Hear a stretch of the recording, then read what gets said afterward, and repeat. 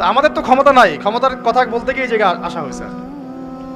ক্ষমতা থাকলে আমরা টপ টু বটম সব সংস্কার করতাম ইনশাআল্লাহ তাআলা। তবে এই ক্ষমতা আমাদের না থাকলেও ইমাম মাহদী থাকবে ইনশাআল্লাহ।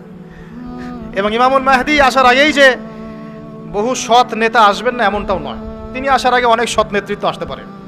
আর তিনি কবে আসবেন, কোন সালে আসবেন আমরা জানি না, কিন্তু আমরা এতটুকু জানি যে এখনকার এই যে ফিতনা ফাসাদ আর অরাজকতা এগুলো চিরস্থায়ী হবে না, আস্তে আস্তে আস্তে আস্তে একটা পরিবর্তন আসবে ইনশাআল্লাহ। এখন আমরা কিন্তু অধঃপতনের যুগে বাস করছি। এ যুগে যদি আমরা ঈমান আমল হেফাজত করতে চাই, কিছু কিছু কাজের কোনো বিকল্প নাই, সেটা নিয়ে আমরা আজকে কথা বলবো ইনশাআল্লাহ। কি কি কাজ করব তার আগে বলি যে আলোচনা শুধু শুনে চলে যাবেন না। বক্তাকে দেখতে আসলে এটা কিছুই হলো না, আমাকে দেখে আপনি কোনো লাভ নাই। আমি তো আর হাজার আসওয়াত না যে ছুঁইলে আপনি পাপ মাফ হবে। যে কথাগুলো বলা হচ্ছে এই কথাগুলো একটু বাসায় গিয়ে মেলাতে হবে। আর যখন দিনের কোনো কথা শুনবেন, যে কারো কাছেই, যে কোনো ব্যক্তিত্বের কাছেই দিনই কথা শুনবেন, একটা নিরপেক্ষ দৃষ্টিভঙ্গি নিয়ে কথা শুনবেন। আগেই কারো দিকে বায়াস্ট হয়ে যাবেন না। বায়াস্ট বোঝেন কি না? বায়াস্ট মানে হচ্ছে কি বলি বাংলায়, আমি দুর্বল, পক্ষপাতিত্ব আর কি। আগে একটা পক্ষ নিয়ে নেবেন না। মূল কথা হচ্ছে আমরা কোথায় আছি এখন। আমি শুধু একটা প্রজন্মের এক্সাম্পল দিলাম আপনাকে, যে generation, TikTok generation, young generation এখনকার কি অবস্থা। এখন একটু বোঝেন, আমরা তো জানি বাংলাদেশে 80-90% মুসলিম, তাই তো? এখন আমরা কোথায় আছি দেখেন, আমরা 80% মুসলিম হওয়ার পরেও, লক্ষ লক্ষ মসজিদ মাদ্রাসা থাকার পরেও, হাজার হাজার আলেম ওলামা থাকার পরেও বাংলাদেশে কোনো ইসলামিক আইন নাই। Full stop. আমার কথা আপনি রাগ করেন না, রাগ করে লাভ নাই। আপনাকে কবরে যেতে হবে, আজ হোক আর কাল হোক। যারা চলে গেছেন তারা কি এখন পৃথিবীতে আছেন? অতএব আমার কথায় কষ্ট নেওয়া যাবে না। আমি বলেছি বাংলাদেশে ইসলামিক অনেক কিছু থাকা সত্ত্বেও আমরা কোনো আইন বাস্তবায়ন করতে পারি নাই। আর এটা কোনো পলিটিক্যাল কথা নয়, এটা ধর্মতাত্ত্বিক কথা। এখন যারা এই কর্তৃত্ব যাদের কাছে আছে তারা যদি এই দায়িত্ব পালন না করেন বা করার চেষ্টা না করেন বা কোনো আন্তরিকতা প্রদর্শন না করেন, তাহলে অবশ্যই আল্লাহর কাছে জবাবদিহি করতে হবে। এই জবাবদিহি আপনাকে আমাকে করতে হবে না। আল্লাহ পাক আপনাকে আমাকে সে দায়িত্ব দেন নাই। আমাকে কি দিয়েছেন? বলার একটু স্বাধীনতা, এতটুকু এলেম কালাম, এইটুকু বলতে হবে, এইটুকু চার্জ আল্লাহ পাক আমাকে করবেন। আপনাকে দিয়েছেন মাদ্রাসার খেদমত, মসজিদের খেদমত ইত্যাদি ইত্যাদি, এইটুকু চার্জ আল্লাহ পাক আপনাকে করবেন। আর আল্লাহ পাক আরও বড় বড় দায়িত্ব যাদেরকে দিয়েছেন তাদেরকে কিন্তু জিজ্ঞাসাবাদ করবেন, কোনো মাফ নাই এটার। আপনারা এই হাদিসটা খুব ভালো করেই জানেন, আলা কুল্লুকুম রাইন, তোমার প্রত্যেকেই দায়িত্বশীল, ওয়া কুল্লুকুম মাসউলুন আন রাইয়াতিহি, এবং তোমাদের প্রত্যেককেই যার যার দায়িত্ব সম্পর্কে জিজ্ঞেস করা হবে। তো এই 60-70-100 বছরের জীবনে মনে কষ্ট নিয়ে বা অন্যভাবে কথাকে ঘুরিয়ে ফিরিয়ে তাওয়িল করার কোনো মানে নাই। বিকজ আপনাকেও কবরে যেতে হবে। আল্লাহ পাক আপনাদেরকে বোঝার তৌফিক দান করুন। এখন আসেন, আমরা 90% মুসলিম বলে দাবি করছি, বাট আমাদের সমাজে নামাজি ব্যক্তির সংখ্যা আপনি খেয়াল করে দেখবেন 20-30%ও না। ফজরের নামাজে আপনারা এসে দেখেন কি অবস্থা। আর ফজরের নামাজের প্রথম কাতারগুলো ভরে থাকে সাদা দাড়িওয়ালা লোক দিয়ে, সাদা দাড়িওয়ালা লোক দিয়ে ফজরের নামাজের প্রথম কাতার ভর্তি। তোমরা কোথায়? তোমাদের নামাজ পড়তে হয় না? ইয়াং জেনারেশনের তো ফজরের প্রথম কাতারে আসা উচিত নাকি? বৃদ্ধ মানুষ আসতে পারে না, লিফট দিয়ে নামছে, সিঁড়ি দিয়ে নামছে, লাঠি নিয়ে হেঁটে হেঁটে হেঁটে এসে ফজরের নামাজ পড়তে আসছে। কারণ জীবনের একটা পর্যায়ে তার মনে হয়েছে যে জীবন শেষ, জীবনটা তো শেষ হয়ে গেল, জীবনটা তো শেষ, 60 বছর চলে গেল। এখন তার রিয়েলাইজেশন হয়েছে না আমাকে নামাজ পড়তে হবে। দেখেন মসজিদের ভর্তি প্রথম দ্বিতীয় কাতার সব লাল দাড়িওয়ালা, সাদা দাড়িওয়ালা, ইয়াং জেনারেশন নাই। আর যারা মাশাআল্লাহ আসছেন আলহামদুলিল্লাহ, কিন্তু পরিসংখ্যান কত? একটা এলাকায়, একটা গ্রামে কত % মানুষ নামাজ পড়ে? এটা হচ্ছে পরিস্থিতি। আপনাকে বোঝাচ্ছি কেমন পরিস্থিতিতে আপনি এখন বসবাস করছেন। 1, 2, কত % মানুষ যাকাত দেয়? যাকাত ফরজ না ওয়াজিব না সুন্নাত না মুস্তাহাব? কেউ যদি যাকাত অস্বীকার করে সে মুসলমান থাকবে না? থাকবে না। বহু শিল্পপতি, কোটিপতি বাংলার মাটিতে আছে, লক্ষ কোটি কোটি টাকা, মানে কোটি কোটি টাকার বিজনেস, মিলস, ইন্ডাস্ট্রিজ, ফ্যাক্টরিজ, যাকাত দেয় না। সুবহানাল্লাহ। মাঝে মাঝে দান সৎকা করে, মসজিদে অনুদান দিচ্ছে, মাদ্রাসার অনুদান দিচ্ছে, ওয়াজ মাহফিলে অনুদান দিচ্ছে, যাকাত দেয় না। অনুদান আপনার উপর ফরজ না যাকাত ফরজ? অনুদান না দিলেও কোনো গোনা নাই। মসজিদে সাহায্য চেয়েছে, আপনি দিলেন না বা দিতে পারলেন না, গোনা নাই। কিন্তু ফরজ যাকাত না দিলে কি হবে? গোনা তো হবে। অস্বীকার যদি করে কুফরি হয়ে যাবে। আবু বকর সিদ্দিক রাদিয়াল্লাহু আনহু নাম শুনেছেন নিশ্চয়ই। তিনি যাকাত অস্বীকারীদের বিরুদ্ধে যুদ্ধ ঘোষণা করেছিলেন। আর যারা ইসলামিক ইকোনমিক্স পড়াশোনা করেছে বা ওয়ার্ল্ড ইকোনমিক্স বোঝে তারা বলতে পারবে আপনাকে, সবাই বলতে পারবে না। এই মানুষগুলো বলতে পারবে যে যাকাত হচ্ছে একটা অর্থনীতির মূল ভিত্তি। এটা ঠিকঠাক মতো যদি একটা নেশন দেয় তাহলে ওই জাতির মধ্যে দারিদ্রতা আসবে না ইনশাল্লাহ। আমাদের এখানে এত দারিদ্রতা কেন হচ্ছে, কেন এত ইনফ্লেশন, কেন এত এই কেন সেই, দ্রব্যমূল্যের ঊর্ধ্বগতি, রিজার্ভ কমে যাওয়া, এটা ওইটা অনেক তো কারণ আমরা ব্যাখ্যা করি। টকশোতে বসলে তো বুদ্ধিজীবীর অভাব নাই। হ্যাঁ, সব বুদ্ধিজীবী বাংলাদেশেই জন্ম নিছে আর কি। যারা অনেকে আছে এমন নামাজও পড়ে না কিন্তু ইসলাম নিয়ে কথা বলে, কোরআন তেলাওয়াত করতে পারে না কিন্তু ইসলাম নিয়ে কথা বলে, এবং ওরাই মানুষকে বলছে কোনটা ঠিক কোনটা বেঠিক। এইটাও কিন্তু হাদিসে আছে, আপনি জানেন কি না? উমর ইবনুল খাত্তাব রাদিয়াল্লাহু আনহু একজন সাহাবীকে বলছিলেন যে তুমি কি বলতে পারো ইসলাম কখন ধ্বংস হবে? ওই সাহাবী বলছেন, সম্ভবত তার নাম উবাই ইবনে কাব রাদিয়াল্লাহু আনহু, আমি একটু ভুলে গেছি। সেই সাহাবী বলছেন, ইয়া আমিরুল মুমিনিন, আপনিই বলেন ইসলাম কখন ধ্বংস হবে, আমি তো বলতে পারি না। তখন তিনি বলছেন, যখন তিনটা বিষয় দেখবে তখন বুঝে নিবে ইসলাম ধ্বংস হয়ে যাবে। এক নাম্বার, যখন দল্লাতুল আলেম, যখন দেখবে আলেমের পদস্খলন ঘটছে কিনা এখন। এক নাম্বার কি? দল্লাতুল আলেম, আলেমের পদস্খলন ঘটছে, এখন এটা হচ্ছে কিনা। আর আমি রিকোয়েস্ট করি, আপনি সনদ অর্জন করেছেন, আপনি ব্যাকরণ খুব ভালো বোঝেন, তাফসীর করতে পারেন, আপনি মুহাদ্দিস মুফতি হয়েছেন, আলহামদুলিল্লাহ। আল্লাহর ওয়াস্তে এই অহংকারটা নিয়ে কবরে যায় না। আলেমদেরকে বলছি, বিনয়ের সাথেই বলছি, এই অহংকারটা নিয়ে কবরে যায় না। অনেকের মধ্যে দেখেছি ডিগ্রি, সনদ, সার্টিফিকেট সবই আছে, কিন্তু আখলাক নাই, নববী আখলাক, চরিত্র সেটা নাই, কিন্তু সনদ আছে। অনেকের ভিতরে কেবর আছে, জ্ঞানের অহংকার, এটা নিয়ে কবরে যায় না। অনেকের মধ্যে আছে হিংসা, এটা তো অনলাইন খুললেই বুঝতে পারবেন। যে ভাষায় একজন আলেম আরেকজনকে গালিগালাজ করতেছে অনলাইনে, এটা কোনো মুনাফিকেরও ভাষা হতে পারে না। এই ভাষায় মুনাফিকরাও একে অপরকে গালিগালাজ করে না। এখন এমন ভাষায় আমরা গালিগালাজ করছি একজন আরেকজনকে অনলাইনে, খেয়াল করে দেখেন। এগুলো দেখে কি সাধারণ মানুষ আমাদেরকে ভালো বলবে মনে করেছেন? বরং সাধারণ মানুষের ইসলাম সম্পর্কে বিরূপ ধারণা সৃষ্টি হয়। আর কিছু মানুষ আছেন ওলামা ইকরামদের মধ্যে আল্লাহর ওলি, একদম আল্লাহর ওলি, তারা না এসব ফিতনা আছে না ফাসাদের মধ্যে, তারা আছেন বলেই দিন টিকে আছে। তাদেরকে খুঁজে পাওয়া একটা চ্যালেঞ্জ, কি একটা চ্যালেঞ্জ। আল্লাহ পাক যেন মিলিয়ে দেন, আমিন। তো যেটা বলছিলাম, এক নাম্বার ইসলাম ধ্বংসের কারণ হবে, উমর রাদিয়াল্লাহু আনহু বলছেন দল্লাতুল আলেম, আলেমের পদস্খলন। দুই, ওয়াল আইম্মাতুল মুদিল্লিন, শাসক বর্গের পদস্খলন, পথভ্রষ্ট শাসক। এটা সারা বিশ্বে আছে না এখন, দেশে দেশে, উপমহাদেশে, জেলায় গ্রামে পথভ্রষ্ট শাসক দিয়ে ভর্তি হয়ে গেছে। এখন শাসন কার্য চালানোর অধিকার আপনার কোথায়? যখন আপনি নামাজই পড়ছেন না। উমর রাদিয়াল্লাহু আনহু শাসক ছিলেন না? উমর ইবনুল খাত্তাব শাসক ছিলেন কিনা? তো তিনি নামাজ পড়তেন না? তা আপনাকে জানাজার নামাজেই প্রথম দেখা যায় কেন? এর আগে কোথাও দেখা যায় না, পরেও দেখা যায় না কেন? সুবহানাল্লাহ। উমর ইবনুল খাত্তাব রাদিয়াল্লাহু আনহু কি ইমামতি করতে পারতেন না? পারতেন কি না? ইমামতি করা অবস্থাতেই তো তাকে শহীদ করা হয়েছে, তাই না? তাহলে আপনি ইমামতি করতে পারেন না কেন? কে আপনার মাথায় বুঝ দিল যে ধর্ম এক জিনিস, রাজনীতি এক জিনিস? সুবহানাল্লাহ। কেন একজন পলিটিক্যাল নেতা সে কোরআন তেলাওয়াত করতে পারবে না? সে ইমামতি করতে পারবে না? ধর্ম কি, আমাদের ধর্মটা কি ওই নাকি বুদ্ধিজম, জিউজিজম, ইহুদিদের ধর্ম, খ্রিস্টানদের ধর্ম, বৌদ্ধ ধর্ম, যেখানে সব আলাদা, সংস্কৃতি আলাদা, অর্থনীতি আলাদা, রাজনীতি আলাদা, ধর্ম আলাদা? আমাদের থেকে এরকম জগা খিচুড়ি ধর্ম নাকি কোরআনের এই কিতাবের মধ্যে আল্লাহ পাক সব নাজিল করেন নাই? এই কিতাবটা হাতে নিয়ে একটু বলুক দেখি যে এই কিতাবের মধ্যে সব নাই। কত বড় কলিজা আছে, আল্লাহর সামনে দাঁড়িয়ে বলুক যে এই কিতাবের মধ্যে আল্লাহ তুমি সব নাজিল করো নাই, তাই আমার এগুলো দরকার হচ্ছে। এই কথা বলার সাথে সাথে ঈমান চলে যায় মানুষের, যদি কেউ মনে করে যে এই কিতাবের মধ্যে এবং সুন্নতের মধ্যে আল্লাহ সব দেন নাই। তো আমার কথা রাগ করেন না, আমি আপনার নসিহত, আমি আপনার কল্যাণ কামনা করি। আমরা চাই যে আমরা সবাই একসাথেই জান্নাতে যাই, কিন্তু এভাবে হবে না। যেভাবে আমরা ব্যাখ্যা করছি ইসলামকে, এভাবে হবে না। আমরা ব্যাখ্যা করছি ইসলামের অর্থনীতি নাই, ইসলাম ওই নামাজ রোজা হজ জাকাত চলবে, তাসবিহ তাহলিল চলবে, অর্থনীতিতে আমি যা ইচ্ছা তাই করবো, সুদ খাবো, ঘুষ খাবো, দুর্নীতি করবো, যা ইচ্ছা তাই করবো। এই ব্যক্তি মুসলিম নয়।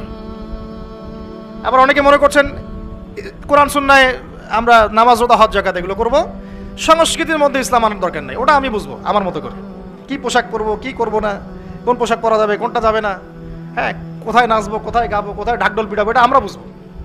ইসলাম এটা নিয়ে কথা বলতে পারবে না। এটা কি আপনার চিন্তা চেতনা? অনেকে বলছেন শিক্ষা নিয়ে ইসলাম কথা বলবে কেন? আমরা যা ভালো বুঝি সেটাই।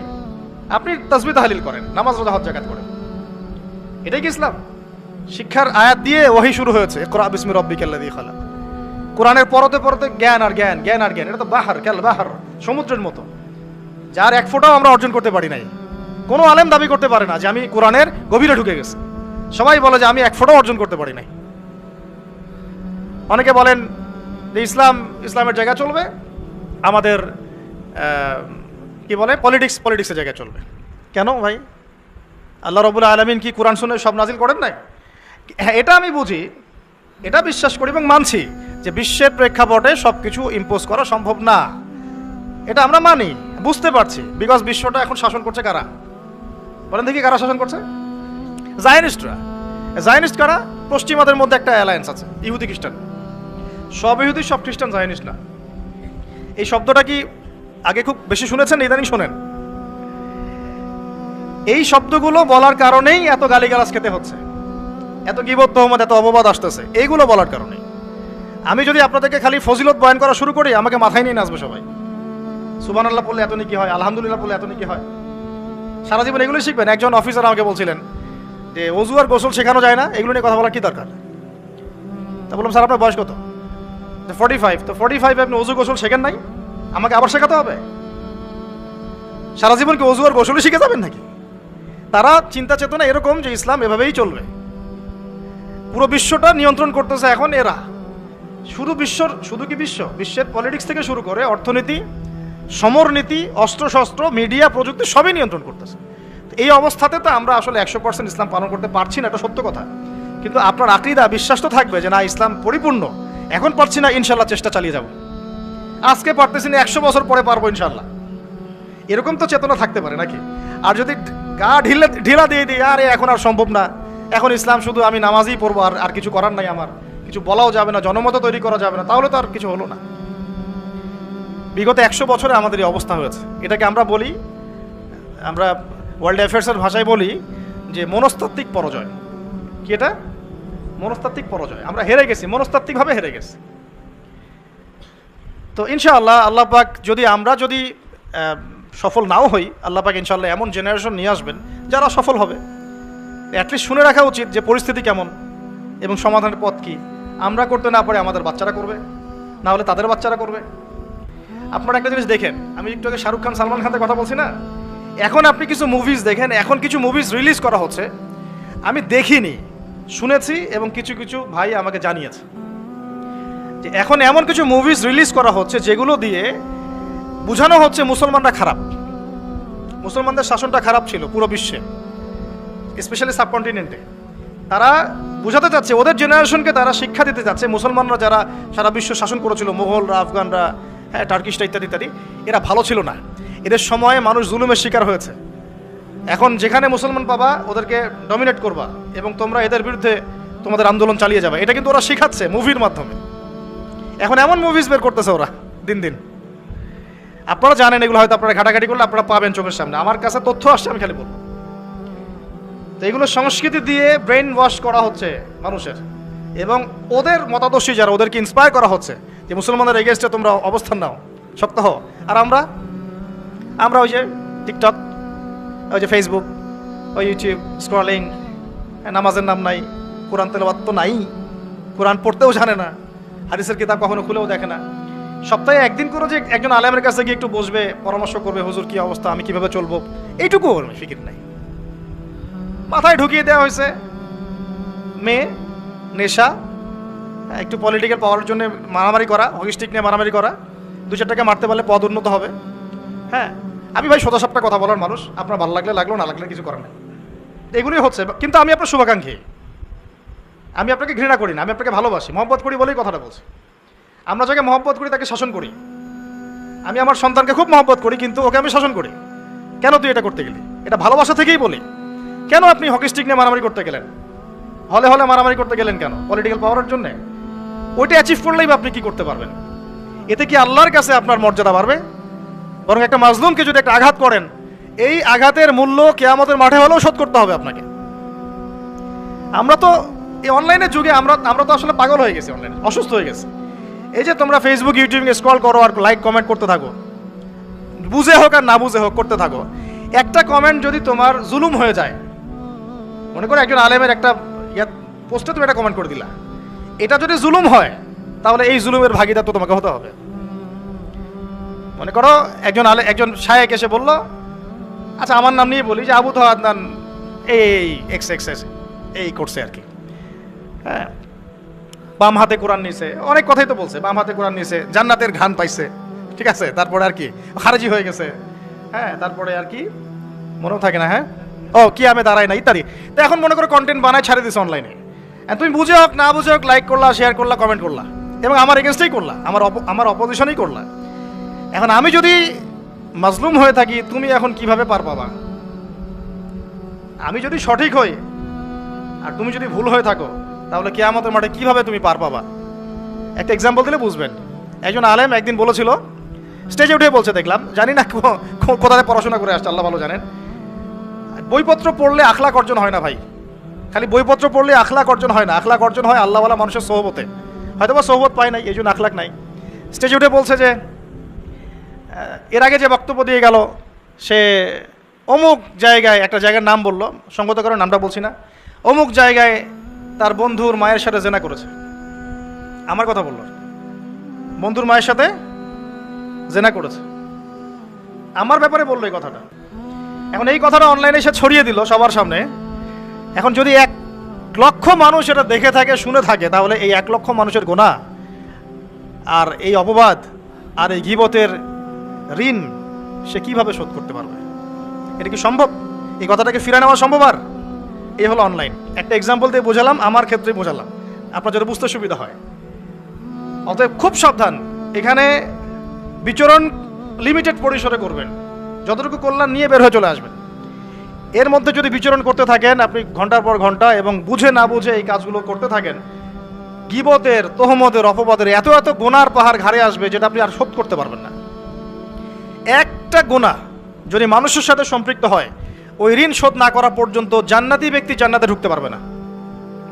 মনে করেন আমাদের ভাই আব্দুল্লাহর জান্নাতের ফয়সালা হয়ে গেছে, কথার কথা মনে করেন, কিন্তু ভাই কাউকে গালি দিয়েছিল, কাউকে অপবাদ দিয়েছিল, কারো কাছ থেকে টাকা পয়সা নিয়েছে, দেয়নি ফেরত, বা ইত্যাদি ইত্যাদি ইত্যাদি। মানুষের সাথে সম্পৃক্ত কোনো হক আছে, মানুষের সাথে সম্পৃক্ত কোনো হক আছে, জান্নাতে যাওয়ার আগেই একটা জায়গায় দাঁড় করিয়ে দেওয়া হবে, দাঁড়াও এখানে, ফয়সালা তো হয়ে গেছে, তাহলে এখন দাঁড়াও। কেন?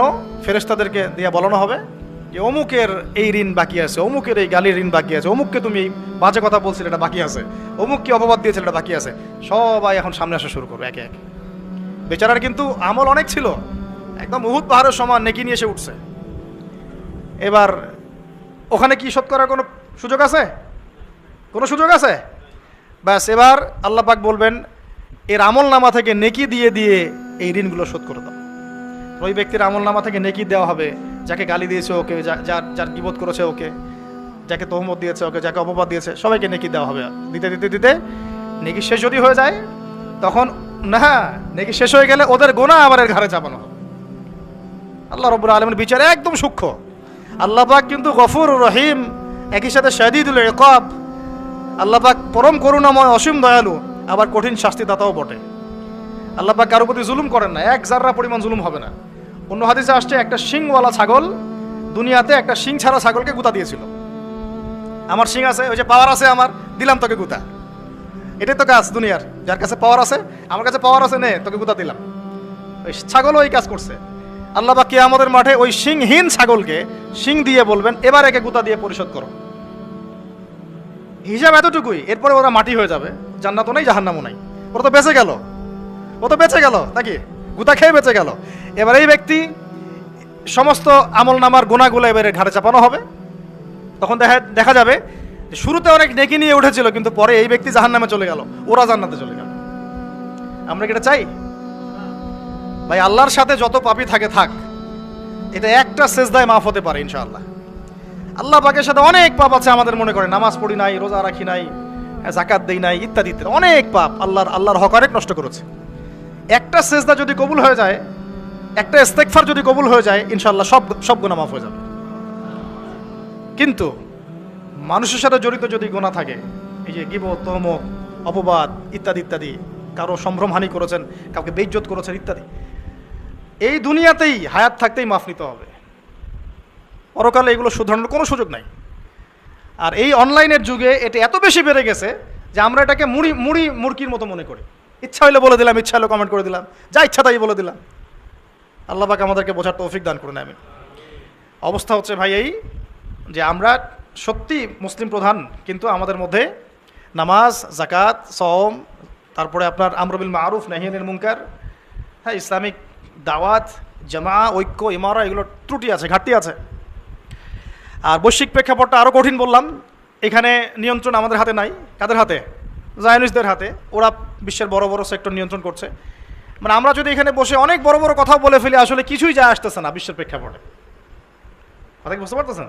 মনে করেন আমরা এখানে বসে অনেক বড় বড় কথা বলে ফেললাম, আদতে ওয়ার্ল্ডের প্রেক্ষাপটটা বিন্দুমাত্র পরিবর্তন হচ্ছে না। কারণ আমরা তো কথা বলছি লিমিটেড পরিসরে, আর অল্প কিছু মানুষ। যদি সবাই মিলে কথা বলতাম তখন হয়তো কিছু হতো, বা উপরের লেভেল থেকে কথাগুলো যেত তখন হয়তো কিছু হতো। আমি আজকে থেকে 2-4 বছর আগে আপনাদেরকে ইসরায়েল আমেরিকা নিয়ে কথা বলি নাই, ওদের চরিত্র সম্পর্কে কথা বলি নাই। এখন আমাদের গভর্নমেন্ট পর্যন্ত বুঝতে পারছে ওদের চরিত্র কেমন। খেয়াল করে দেখছেন কি? দেখছেন একটার পর একটা স্যাংশন দিচ্ছে এখন, একটার পর একটা। কেন? ওদের স্বার্থে আপনি আঘাত লাগছে যে এখন ওদের স্বার্থে আঘাত লাগলেই ওই দেশকে তারা একদম চিপে ধরবে একদম। মনে করেন তুরস্ক একটা দেশ, নাম তো শুনেছেন, প্রেসিডেন্ট নাম কি? বিগত 20 বছর থেকে তিনি 20 থেকে 21 বছর হবে তিনি শাসন ক্ষমতায় আছেন। তুরস্ক একটা সময় অনেক মানে খুবই একটা ইউরোপিয়ান কান্ট্রির মতো হয়ে গেছিলো আর কি। বিকিনি পরে মেয়েরা ঘুরে বেড়াতো। আস্তে আস্তে আস্তে আস্তে অনেক সংস্কার করার চেষ্টা করছেন। আলহামদুলিল্লাহ, আমরা দোয়া করি আল্লাহ পাক প্রত্যেকটা মুসলিম শাসকদেরকে নেখায়াত দারাজ করুন, এবং যারা ইসলামের খেদমত করার চেষ্টা করে, সেটা আমাদের দেশের হোক আর অন্য যে কোনো দেশের হোক, আল্লাহ পাক সবাইকে নেখায়াত দারাজ করুন। তাদেরকে আল্লাহ পাক দীর্ঘজীবী করুন, ইসলামের খেদমত করার তৌফিক দান করুন। আমরা দোয়া করব। তো এখন আস্তে আস্তে অবস্থাকে অনেক ভালো একটা জায়গায় আনার চেষ্টা করছিলেন উনি। যখনই দেখলো তারা যে তিনি ইসলাম কেন্দ্রিক কাজ করছেন, ইসলামকে প্রমোট করছেন, হ্যাঁ, আলেম ওলামাদেরকে মানে প্রমোট করছেন, মসজিদ মাদ্রাসাকে প্রমোট করছেন। একসময় তুরস্কে আজান বন্ধ হয়ে গেছিল, ইতিহাস পড়ে দেখেন, আজান দেওয়া বন্ধ ছিল। ওই জায়গা থেকে এখন তিনি এই জায়গায় নিয়ে আসছেন। একসময় মালয়েশিয়ার অবস্থা তো ভালো ছিল না, খুবই দারিদ্রতা ছিল। এখন মাশাআল্লাহ দেখেন গিয়ে কী অবস্থা। এখন ইকোনমিক অবস্থা অনেক শক্তিশালী, তাদের অনেক শক্তিশালী। এগুলো হয়েছে আল্লাহ পাকের বরকতে, রহমতে। যখন আপনি ইসলাম নিয়ে কাজ করেন, আল্লাহ পাকের রহমতের দরজা খুলে দেবেন ইনশাআল্লাহ।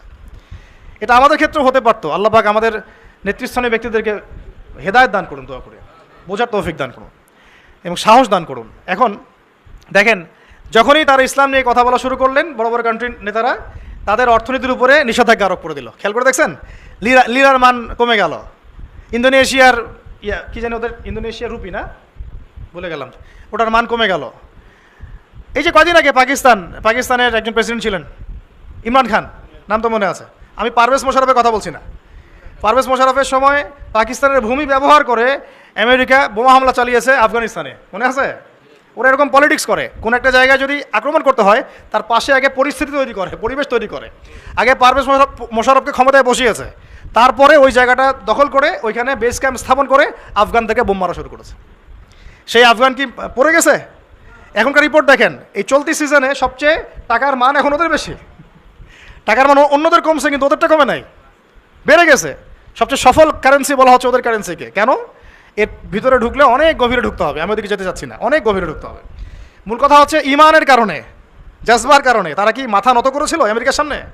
বরং আমি শুনেছি, এটাও শোনা কথা, আমি আলেমদের কাছে শুনেছি, সেখানে প্রতি 5টা ঘরে ঘরে একজন করে শহীদ পাবেন। আপনি প্রতি 5টা ঘরে ঘরে একজন করে শহীদ পাবেন।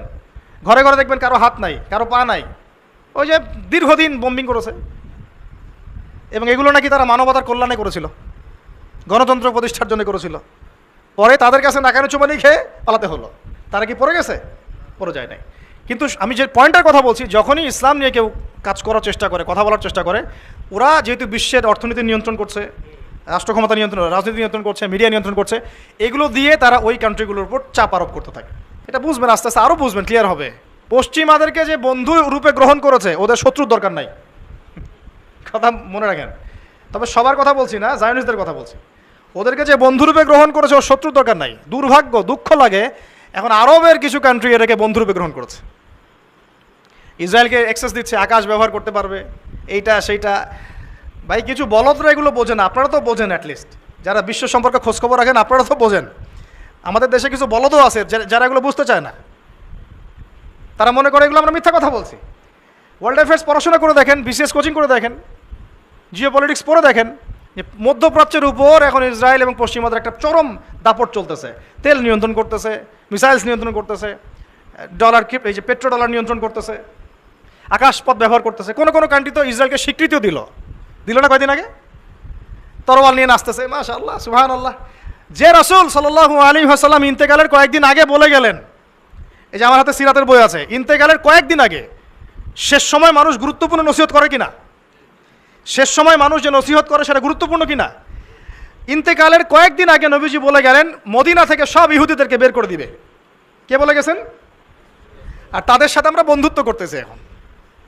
সুবহান, আমরা মদের বার ওপেন করে দিচ্ছি, হ্যালোইন উৎসব করতেছি, আরও কত কি করতেছে। আল্লাহ পাক এগুলো ধ্বংস হবে। বিশ্বাস করেন, আল্লাহ এবং তার রাসূলের সাথে গাদ্দারি করে কেউ সফল হতে পারবে না, যদি হেদায়েত না হয়। আল্লাহ ভালো জানেন। কিন্তু এগুলো কোরআন এবং সুন্নাহ রাসূল সাল্লাল্লাহু আলাইহি ওয়াসাল্লামের আদর্শের সম্পূর্ণ খেলাফ কাজ।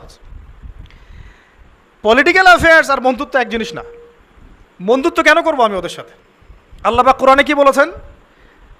সূরা মাইদায় সম্ভবত 51 নম্বর আয়াতে আছে, ইয়া আইয়ুহাল্লাযীনা আমানু লা তাত্তাখিযুল ইয়াহুদা ওয়ান নাসারা আউলিয়া। এটা কি কোরআনে নাই? হে মুমিনগণ, লা তাত্তাখিযুল ইয়াহুদা ওয়ান নাসারা আউলিয়া, তোমরা ইহুদি এবং নাসারাদেরকে বন্ধুরূপে গ্রহণ করো না। বন্ধুরূপে গ্রহণ করো না। ব্যবসা বাণিজ্য আপনি করতে পারেন, ওদেরকে বন্ধুরূপে গ্রহণ করো না।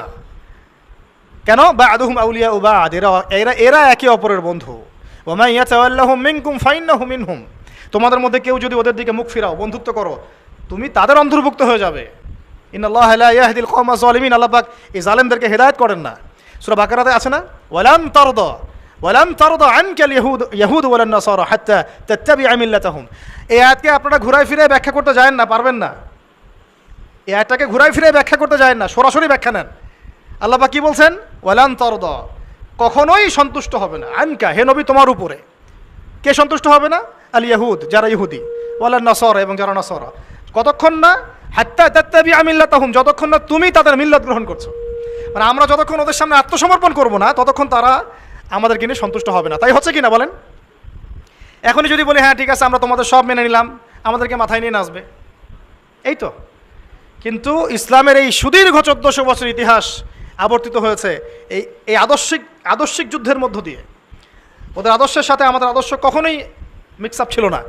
আল্লাহ নবী এমন নবী ছিলেন যিনি প্রথম দিকে চুল পিছনের দিকে আঁচড়াতেন, এইভাবে ব্যাক ব্রাশ করে।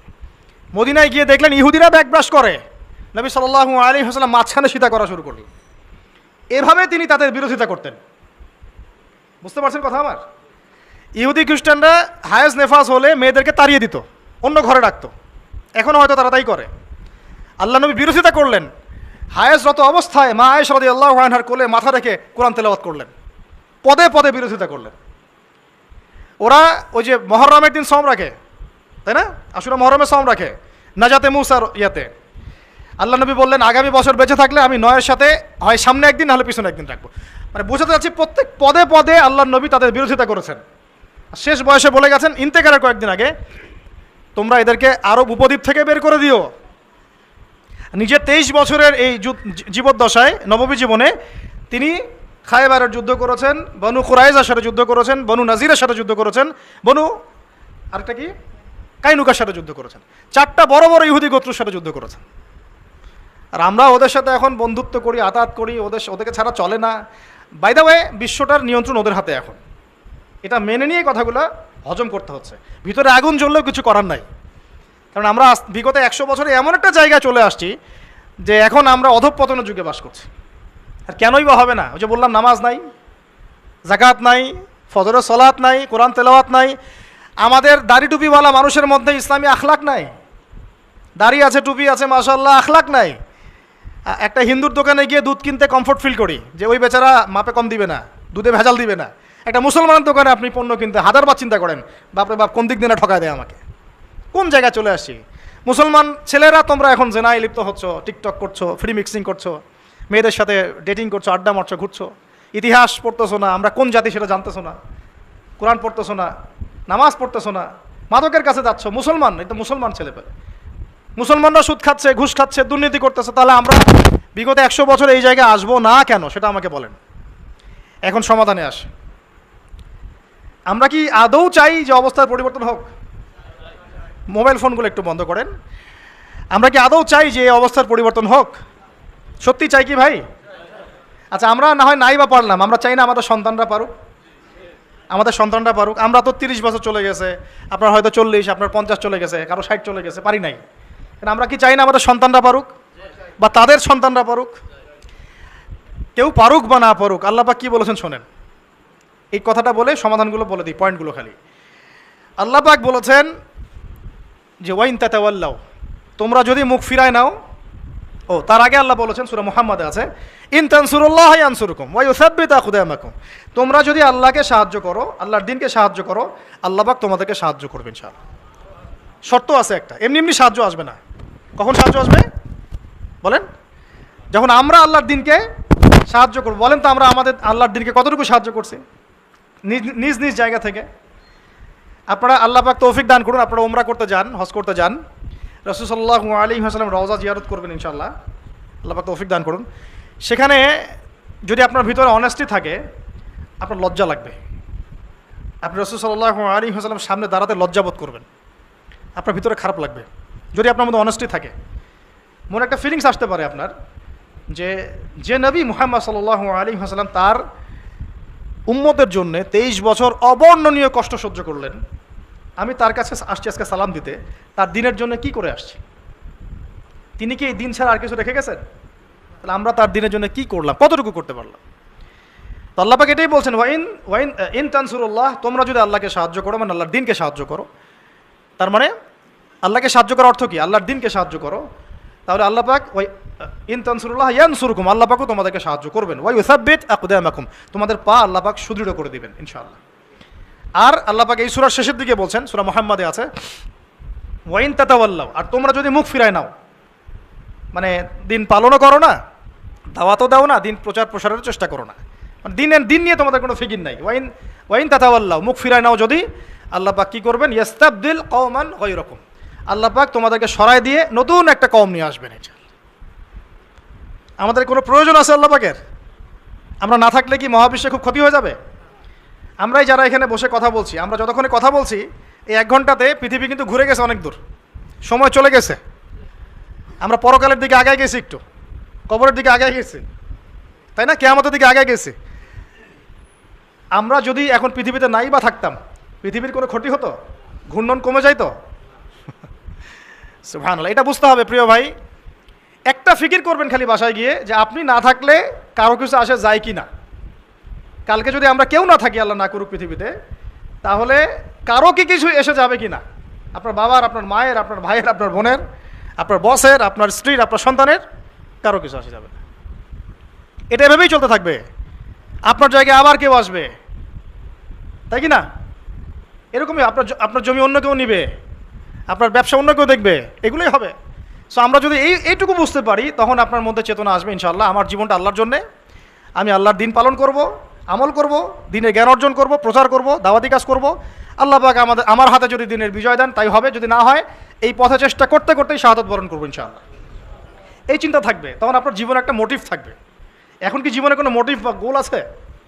হ্যাঁ, এখন গোল আছে, চাকরি, ব্যবসা, জমি, সুন্দরী নারী, এই তো। এখন প্রথম কথা হচ্ছে, যদি আমরা চাই যে আল্লাহ পাক আমাদেরকে সরায় দিয়ে নতুন কওম নিয়ে আসুক, সুম্মা লা ইয়াকুনু আমসালাকুম, তারা তোমাদের মতো হবে না। আমরা যদি আমাদের সৌভাগ্য অর্জন করতে চাই যে আল্লাহ পাক আমার দ্বারাই সেই খেদমতটা নেক, হ্যাঁ, আমরা নিজেদেরকে প্রমাণ করে দেখাই, তাহলে এই কয়েকটা কাজ মনোযোগের সাথে করার চেষ্টা করতে হবে। আল্লাহ পাক তৌফিক দান করুন, আমিন। কি কাজ ভাই? 1 নাম্বার বা করছি না, আপনাকে আমাকে সবাইকেই দিনের ইলম অর্জন করতে হবে। কি কাজ ভাই বলেন? ইলম ছাড়া কোনো কাজ নাই। আমরা আগেই বড় বড় অনেক জায়গায় কথা বলি, দিন কায়েম, জিহাদ, একামতের দিন, অনেক কথা বলি না? কিন্তু সবচেয়ে বড় বড় কথাগুলো আগে নয়। আগে কী ভাই বলেন? দিনের জ্ঞান অর্জন, দিনই ইলম অর্জনের এই সমুদ্রে আপনাকে ডুব দিতে হবে। এবং এই ডুবটা আপনি দিবেন একা একা নয়, কোনো না কোনো একজন, অন্তত একজন মুহাক্কিক বরেণ্য কোনো আলেমের সোহবতে, অন্তত একজন। যদি একাধিক থাকে তো আলহামদুলিল্লাহ, যদি আপনার দশজন আলেমের সাথে সম্পর্ক রাখেন আলহামদুলিল্লাহ, কোনো সমস্যা নেই, কিন্তু অন্তত একজন মুহাক্কিক আলেমের সাথে পরামর্শ করে পড়াশোনা করতে হবে।